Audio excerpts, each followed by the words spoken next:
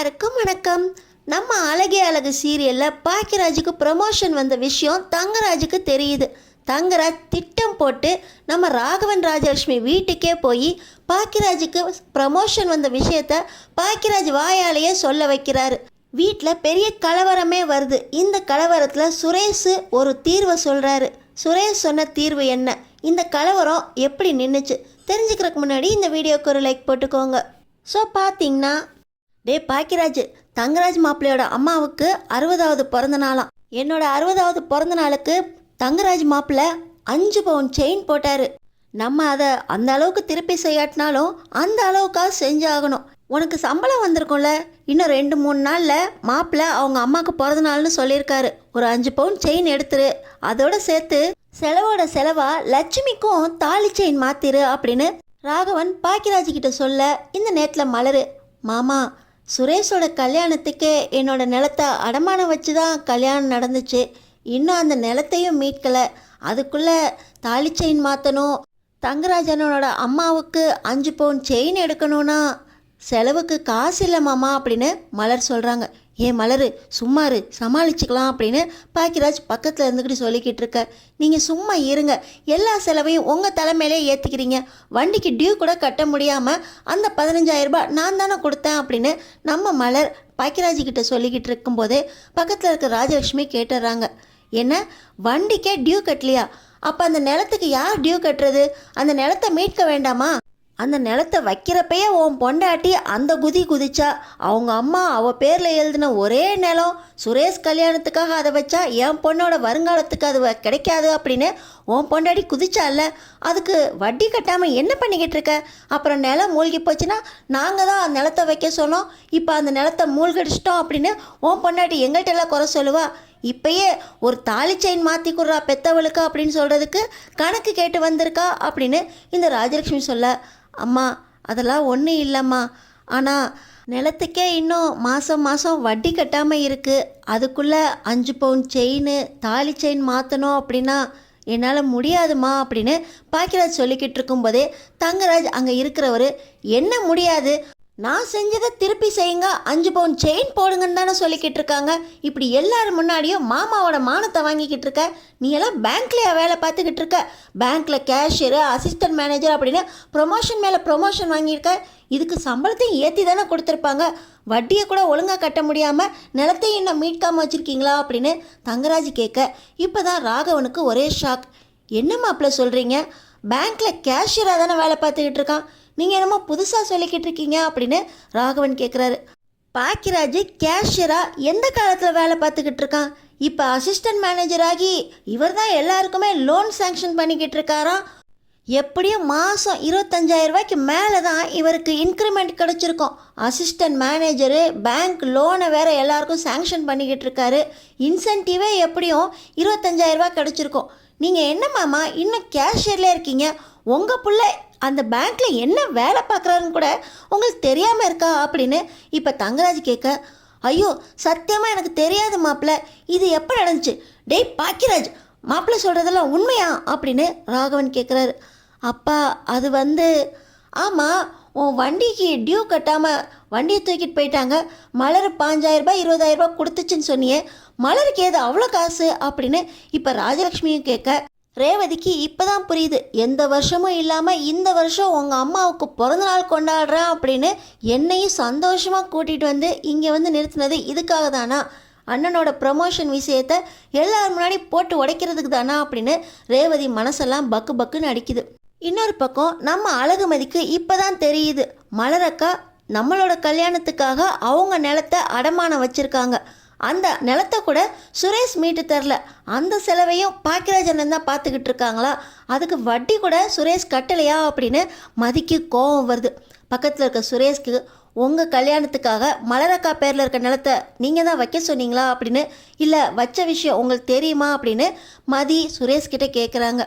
நான் தான் சொன்னேன், அந்த நிலத்தை மீட்டு தர வேண்டியது என் பொறுப்புன்னு சொன்னேன். இப்படி எல்லாரும் முன்னாடியும் வட்டி கூட கட்டல அப்படின்னு அண்ணனும் மலரணியும் போட்டு உடைப்பாங்கன்னு எனக்கு எப்படி தெரியும்? அந்த நிலத்தை மீட்டு தர வேண்டியது என் பொறுப்பு. இப்போ தானே நான் வேலைக்கு போயிருக்கேன், ஒரு 2-3 மாதம் ஆகட்டும், வட்டி என்ன முதல் ஃபுல்லாக கட்டி அந்த நிலத்தை நான் மீட்டு தரேன் அப்படின்னு சுரேஷ் சொல்கிறாரு. இதை எல்லாரும் முன்னாடி சொல்லுங்களேன் அப்படின்னு நம்ம மதி சொல்ல, அப்பா முன்னாடி நான் எந்த உண்மையும் பேசலை. நான் அமைதியாக இருந்ததுனால தான் அண்ணனுக்கு இன்க்ரிமெண்ட் கிடைச்சது, ப்ரமோஷன் கிடைச்ச விஷயம்லாம் வெளியே வந்திருக்கு. தங்கராஜ் மாமா ஏதோ யதார்த்தமாக பிறந்த நாளுக்கு பேசுகிறதுக்கு வந்திருக்க அந்த நேரத்தில் தான் அண்ணனோட ப்ரமோஷன் பற்றியே தெரியுது. அண்ணன் எப்படி கல்லூலி மங்க மாதிரி அமைதியாக இருந்திருக்கு பார்த்தியா? ப்ரமோஷன் வந்திருக்கு, நிலத்துக்கு வட்டியை கூட கட்டாமல் எல்லாத்தையும் ஏன் தலையிலே கட்ட பார்த்துருக்கு அப்படின்னு சுரேஷ் மதிக்கிட்ட சொல்லிக்கிட்டு இருக்காரு. என்னங்க பேசுகிறீங்க? வீட்டில் மளிகை சாமான்லேருந்து ஏதாவது விசேஷம்னா அதுக்கு அரேஞ்ச்மெண்ட் பண்ணுறதுலேருந்து கிஃப்ட்லேருந்து எல்லா செலவையும் உங்கள் அண்ணன் பார்த்துக்கிட்டு இருக்காங்க. ஆனால் உங்கள் கல்யாணத்துக்கு வச்ச நிலத்தை நீங்கள் வட்டி கட்டுறதுக்கு இந்த பேச்சு பேசுகிறீங்க. இதில் கூட அண்ணனுக்கு ப்ரமோஷன் வந்திருக்கா அப்படின்னு அவர் தலையிலேயே இந்த நிலத்துக்கு வாங்கின கடனையும் கட்ட பார்க்குறீங்களே அப்படின்னு மதி கேட்குறாங்க. எல்லாரும் அண்ணங்கிட்ட பேசிக்கிட்டு இருக்கும்போது நீ எதுக்கு என் பேச்சுக்கு வர்ற? நீ பண்ண ரகலையால் தான் என் வேலை போச்சு. இல்லாட்டினா நான் பாட்டு என் வேலையை பார்த்துக்கிட்டு என் கல்யாணத்துக்கு பாதி செலவை நான் தான் பண்ணுறேன் அப்படின்னு அண்ணங்கிட்டையும் சொல்லியிருந்தேன். உன்னால தான் என் கல்யாணம் நின்று போச்சு. அதுக்கப்புறம் தான் மாமா உன்னை ஏன் தலையில் கட்டி வச்சு இப்படி கழுத்தை அறுத்துக்கிட்டு இருக்காரு அப்படின்னு சொல்ல, ஆமாம், எப்போ பார்த்தாலும் மாமா மாமா அப்படின்னு தலையில் தூக்க வச்சு ஆடுறீங்கள்ல, உங்கள் மாமா உங்கள் கல்யாணத்துக்கு செலவை ஏற்றுக்க மாட்டாரா அப்படின்னு நம்ம மதி கேட்குறாங்க. பக்கத்தில் இருக்க நகராஜுக்கு பயங்கர கோவம் வந்துடுது. என்னம்மா பேசிக்கிட்டு இருக்க? வீட்டு மாப்பிள்ளை அப்படின்னா பொறுப்பாக எல்லாத்தையும் எடுத்து வச்சு செய்வாங்க. ஆனால் எல்லா செலவையும் தான் மேலே போட்டுக்குவாங்க. இந்த தங்கராஜ் தன்னோட மச்சான் கல்யாணத்துக்காக 30 லட்சம் ரூபாய் செலவு பண்ணியிருக்கேன். உங்கள் அப்பாவுக்கு இந்த வீட்டையும் எழுதி கொடுத்து உன் வேலை உனக்கே நிரந்தரமாக கிடைக்கிறதுக்கு பர்மிஷனும் கொடுத்தது இந்த தங்கராஜ் தான். தங்கராஜ் உங்கள் அப்பாவுக்காக அந்த வீட்டை அவரே வச்சுக்கட்டும்னு உன் கல்யாணத்துக்காக கொடுத்துருக்கேன். உங்கள் அப்பா ஹார்ட் அட்டாக் வந்து ஹாஸ்பிட்டலில் அட்மிட் ஆனதுலேருந்து வீட்டுக்கு கொண்டு போய் சேர்க்குற வரைக்கும் எல்லா செலவையும் இந்த தங்கராஜ் தான் பார்த்துருக்கான். மச்சானுக்காக அவனோட கல்யாண செலவுக்கு 30 லட்சம் ரூபாய் கொடுத்துருக்கேன். அவங்க அண்ணன் என்ன செலவு பண்ணான்? இதோ நிற்கிறானே இந்த வீட்டோட மூத்த பையன், அவனே தன்னோட தம்பி கல்யாணத்துக்கு செலவு பண்ணுறதுக்கு அவ்வளவு யோசிக்கிறான். தம்பி கல்யாணத்துக்காக காசு கூட சேர்த்து வைக்கல. அவன் பொண்டாட்டியோட நிலத்தை அவன் மீட்கிறதுக்கு கணக்கு கேட்டுக்கிட்டு இருக்கான். இதில் அசிஸ்டன்ட் மேனேஜர் பேங்க்கில். சரி, பேங்க்கில் ப்ரமோஷன் வந்துச்சு, பெத்த அம்மா அப்பா கிட்ட சொன்னியா? நானும் மலர் முகத்தை பார்த்துக்கிட்டா இருக்கேன். அவள் புருஷனுக்கு ப்ரமோஷன் வந்திருக்கா அப்படின்னு அவ்வளோ சந்தோஷமான செய்தியை சொல்கிறேன். ஆனால் அவள் முகத்தில் எந்த ரியாக்ஷனும் இல்லை. காரணம் என்னன்னு எனக்கு இப்போ தான் தெரியுது. மலருக்கு அவள் புருஷனுக்கு ப்ரமோஷன் வந்த விஷயம் ஏற்கனவே தெரிஞ்சிருக்கு. அவகிட்ட பணத்தை கொடுத்து வச்சுருக்கான் பாக்கியராஜ். பணம் எவ்வளோ சேர்த்து வச்சுருக்கான்னு தெரியல. வீட்டுக்கு செலவு பண்ணுடா அப்படின்னா காசு இல்லைன்னு பஞ்சப்பாட்டு பாடிக்கிட்டு இருக்கான். அவன் பொண்டாட்டிக்கிட்ட அவ்வளோ பணம் கொடுத்து வச்சுருக்கான். இப்போ எங்கள் அம்மாவுக்கு 5 பவுன் செயின் போடுறதுக்கு அவங்க அம்மாவுக்கு தாலி செயின் மாற்று அப்படின்னா காசு இல்லை அப்படின்னு பஞ்சப்பாட்டு பாடிக்கிட்டு இருக்கான்.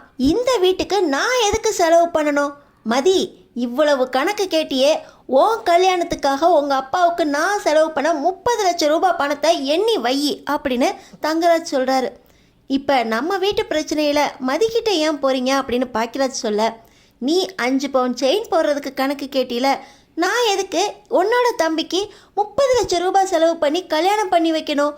மதி, உங்கள் அப்பா எனக்கு தர வேண்டிய காசு, உங்கள் வீட்டு லோன், உன் தங்கச்சி படிப்புக்காக வாங்கின லோன், உன் கல்யாண செலவு, உங்கள் அப்பா ஆஸ்பத்திரி செலவு அப்படின்னு கிட்டத்தட்ட 30-35 லட்சம் ரூபாய் எனக்கு தர வேண்டியிருக்கு. அந்த காசை எண்ணி வைமதி.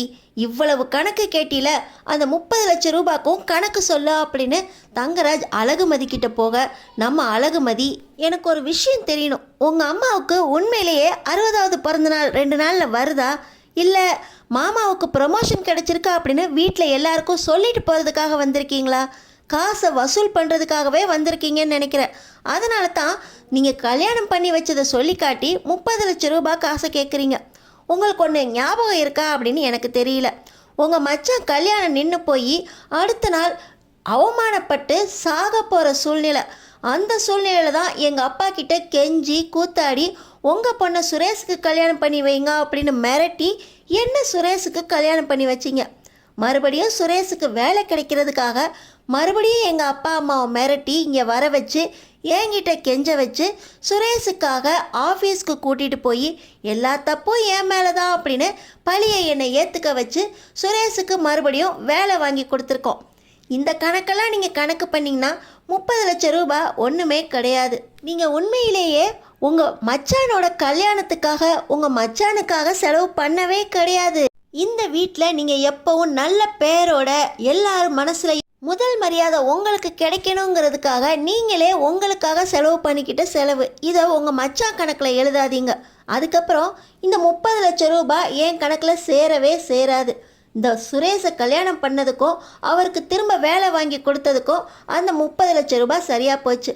மறுபடியும் உங்களுக்கு காசு வேணும்னா மாதம் 1 லட்ச ரூபா சம்பாதிக்கிறாரே, இவர்கிட்ட கேளுங்க.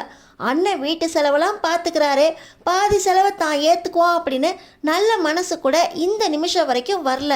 அவர் கல்யாணத்துக்காக வச்ச நிலத்தை கூட மீட்டு தரணுங்கிற எண்ணம் அவருக்கு இல்லை. நீங்கள் வேணா சுரேஷ் கிட்ட காசு கேட்டு பாருங்களேன், உங்களுக்காகவாவது கொஞ்சம் இறங்கி வந்து காசு செலவு பண்ணுறாரான்னு ட்ரை பண்ணி பாருங்க அப்படின்னு நம்ம அழகுமதி சொல்கிறாங்க. மாமா, இது பாக்கியராஜ் அண்ணனுக்காகவோ இவ்வளோ தூரம் பேசினாலே இந்த அழகுமதி இவளுக்காகவோ இல்லை மாமா. உங்கள் அம்மாவோட பிறந்த நாள், அதுக்கு எல்லா செலவும் என்னோடது. இந்த வீட்டில் இனிமேல் பாதி செலவை நான் ஏற்றுக்கிறேன். எல்லா பொறுப்பையும் அண்ணன் தான் செய்கிறாரு அப்படிங்கிற பெருமை அவருக்கு போகக்கூடாது. இனிமேல் பாதி செலவு என்னோடது. உங்கள் அம்மாவுக்கு 5 பவுன் செயின் நான் போடுறேன். அம்மா, உனக்கு தாலி செயின் நான் மாற்றி கொடுக்குறேன். இதெல்லாம் இருக்கட்டும். அண்ணா, நீ ஏன் ப்ரொமோஷன் வந்த விஷயத்த வீட்டில் சொல்லலை? இப்போ எல்லாரும் முன்னாடி நீ பதில் சொல்லியே ஆகணும் அப்படின்னு சுரேஷ் தங்கராஜோட சேர்ந்துக்கிட்டு பாக்கியராஜுக்கு கிடுக்கு பிடி போட, பாக்கியராஜ் இந்த மாதிரி சூழ்நிலையிலேருந்து எப்படி தப்பிக்க போகிறாரு? நம்ம மதி சுரேஷை எதிர்த்து பாக்கியராஜுக்கு உறுதுணையாக இருப்பாங்களா? தெரிஞ்சுக்கிறதுக்கு நம்ம சேனலை சப்ஸ்கிரைப் பண்ணி தொடர்ந்து பாருங்கள்.